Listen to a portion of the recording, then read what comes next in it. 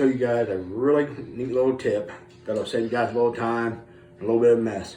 When you guys despool a reel, all you need is a drill. Take a dowel rod, a nail, a screw, anything, and tie your line to it. And then just open your bail up, and then hit your spinning drill. And see how it's just rolling that line up there? And all that line will be on that dowel rod, screw, whatever you want to use. And you can just throw it away. It just saves a lot of time.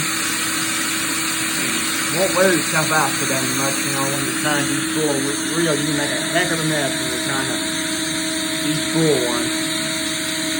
And it's just a lot less messy.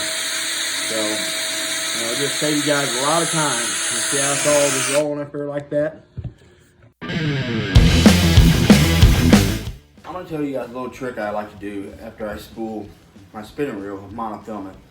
Because when you spool your reels, a lot of times you'll get that overlap, that line will just keep wanting to come off the spool. What that's from is a memory that was on the store-bought spool. And what I like to do is I'll turn the sink on to hot water. I mean, hot as it'll go.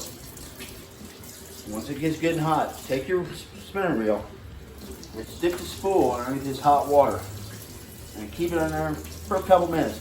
And what that'll do, that'll change the memory of the line that when it came on the factory spool to the size spool you have on your reel. And that'll help you guys get more distance when you cast, and your line will be just so much easier to work with. So hopefully this little trick helps you guys out.